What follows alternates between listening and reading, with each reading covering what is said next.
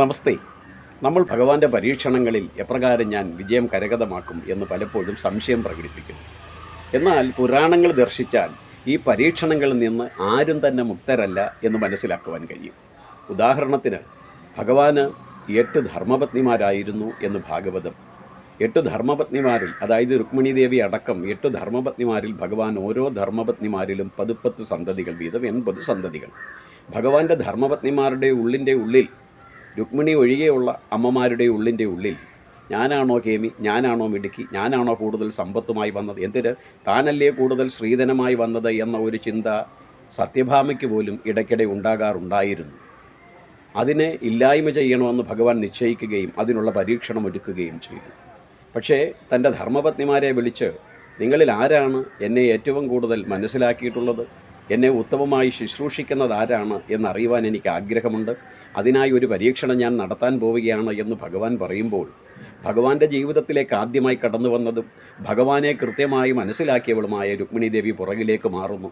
ഭക്തവത്സല, അവിടുത്തെ പരീക്ഷണത്തെ അടിയന് നേരിടുവാനുള്ള ശക്തിയില്ല. കാരണം നിന്നെ അളക്കുവാനും നിൻ്റെ തലം മനസ്സിലാക്കുവാനും നിനക്ക് മാത്രമേ കഴിയൂ. ലോകത്തിൽ ഇതര ശക്തികൾക്കൊന്നും അതിന് സാധിക്കുകയില്ല. കാരണം സമസ്ത ജീവജാലങ്ങളും നിന്നാൽ സംരക്ഷിക്കപ്പെടുന്നതും സൃഷ്ടിക്കപ്പെടുന്നതുമാണ്. അതുകൊണ്ട് തന്നെ അങ്ങേ ഒരുക്കുന്ന പരീക്ഷണങ്ങൾ അതിഗഹനങ്ങളായിരിക്കും, ദുർഘടങ്ങളായിരിക്കും. അതിനെ മറികടക്കുക എന്നത് വളരെ ബുദ്ധിമുട്ടാണ്. അതുകൊണ്ട് ആ പരീക്ഷണത്തിൽ ഒരുപക്ഷെ ഞാൻ പരാജിതയായാൽ, ഞാൻ ഹൃദയപൂർവ്വമല്ല, അല്ലെങ്കിൽ ശുദ്ധിയോടുകൂടിയല്ല, അല്ലെങ്കിൽ ആത്മാർത്ഥതയോടുകൂടിയല്ല നിന്ന് തെളിഞ്ഞാൽ പിന്നെ എൻ്റെ പ്രാണൻ ത്യജിക്കുക മാത്രമാണ് ഏകമായ പോംവഴി. അതുകൊണ്ട് ഭഗവാനെ, ഒരിക്കലും ഞാൻ ആ സാഹസത്തിന് നിൽക്കില്ല, ഈ പരീക്ഷണത്തിൽ ഞാൻ പങ്കെടുക്കില്ല എന്ന് ചിന്തിച്ചുകൊണ്ട് ആരുമറിയാതെ പുറകിലേക്ക് മാറുമ്പോൾ, കൂടുതൽ സ്വത്തും സമ്പത്തുമായി വന്നവളാണ് താനെന്ന ചിന്തയുള്ള സത്യഭാമയാകട്ടെ, അല്ലെങ്കിൽ ജാംബവതിയാകട്ടെ, ലക്ഷ്മണയാകട്ടെ, ആരും തന്നെ ഭയചകിതരാകുന്നില്ല. കാരണം അവരിലെല്ലാം അമിതമായ വിശ്വാസമുണ്ടായിരുന്നു ഭഗവാനെ പരാജയപ്പെടുത്തുവാൻ, അല്ലെങ്കിൽ ഭഗവാൻ ഒരുക്കുന്ന പരീക്ഷണത്തെ മറികടക്കുവാൻ തങ്ങൾക്ക് കഴിവുണ്ട് എന്നവർ തെറ്റിദ്ധരിച്ചു. തുലാഭാരത്തട്ടിൻ്റെ ഒരു തട്ടിൽ സർവേശ്വരനായ ഭഗവാൻ ഇരുന്നിട്ട് മറുതട്ട് ആരുടെ ഏത് സമർപ്പണത്തിലൂടെയാണ് താഴപ്പെടുന്നത്, അല്ലെങ്കിൽ താനിരിക്കുന്ന തട്ട് ആര് സമർപ്പിക്കുന്ന വിഭവത്താലാണ് ഉയർത്തപ്പെടുന്നത്, അവരായിരിക്കും എന്നെ യഥാരീതി ഹൃദയശുദ്ധിയോടുകൂടി പരിപാലിച്ചത്, എനിക്ക് ഏറ്റവും പ്രിയപ്പെട്ടവർ എന്ന് ഭഗവാൻ പറയുന്നു. അപ്രകാരം ഓരോരുത്തരായി വരുന്നു. തൻ്റെ പിതാവ് തനിക്ക് കൊടുത്തുവിട്ട സൂര്യഭഗവാനിൽ നിന്ന് കരഗതമാക്കിയ അനേകം സ്വർണ്ണക്കട്ടികളുടെ ബലത്തിൽ ഭഗവാൻ ഇരിക്കുന്ന തട്ടിനെ നിഷ്പ്രയാസം പൊക്കാമെന്ന് സത്യഭാമ തെറ്റിദ്ധരിച്ചു, ജാംബവതി തെറ്റിദ്ധരിച്ചു, ലക്ഷ്മണ തെറ്റിദ്ധരിച്ചു, ഭഗവാന്റെ 7 ധർമ്മപത്നിമാരും തെറ്റിദ്ധരിച്ചു. പരിണിത ഫലം, തൻ്റെ കയ്യിലുള്ള സർവ്വവും, താൻ വിവാഹിതയായ സമയത്ത് തൻ്റെ പിതാവ് കൊടുത്തുവിട്ട അനേകായിരം രഥങ്ങളിലെത്തിച്ച സർവ്വ സ്വർണ്ണ ഭാണ്ഡങ്ങളും ഭഗവാന്റെ ഇരുന്ന് തട്ടിൻ്റെ മറുതട്ടിൽ വെച്ചിട്ടും പരാജയമായിരുന്നു സത്യഭാമയ്ക്ക് നേരിടേണ്ടി വന്നത്.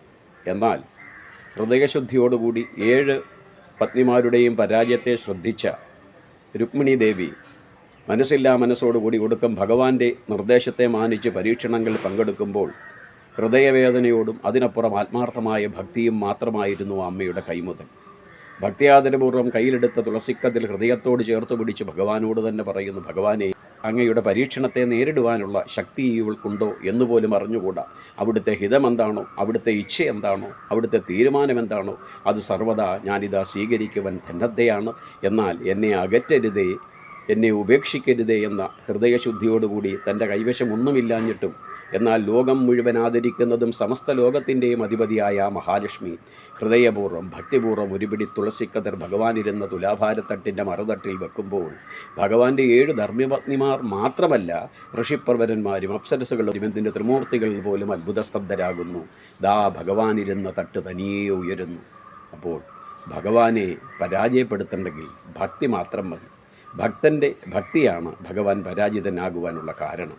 ഭഗവാന്റെ സേവനം നമ്മൾക്ക് കരഗതമാക്കണമെങ്കിൽ, ഭഗവാന്റെ പരിരക്ഷ നമ്മൾക്ക് ലഭിക്കണമെങ്കിൽ നമ്മൾ നേടേണ്ടത് ഭക്തി മാത്രമാണ്. നിർമ്മലമായ ഭക്തി ഉണ്ടെങ്കിൽ ഭഗവാൻ എപ്പോഴും എവിടെയും നമ്മുടെ രക്ഷയ്ക്കായി ഉണ്ടാകുമെന്ന ധ്രുവചരിതവും പ്രഹ്ലാദചരിതവും, എന്തിന് ഈ രുക്മിണി ദേവിയുടെ കഥയും നമുക്ക് ഉറപ്പ് നൽകുന്നു. ഇത് കേവലം കഥയല്ല, നമ്മൾക്ക് മനോധൈര്യത്തെ നൽകുന്ന ഉപദേശങ്ങളാണ്. ആ ബോധത്തോടുകൂടി ഉള്ളിൻ്റെ ഉള്ളിൽ വസിക്കുന്ന ഭഗവാനെ ഹൃദയശുദ്ധിയോടുകൂടി വിളിക്കൂ. തീർച്ചയായും ഭഗവാൻ നമ്മളോടൊപ്പം ഉണ്ടാകും, നമ്മെ നിരന്തരം പരിപാലിക്കും. ഹരി.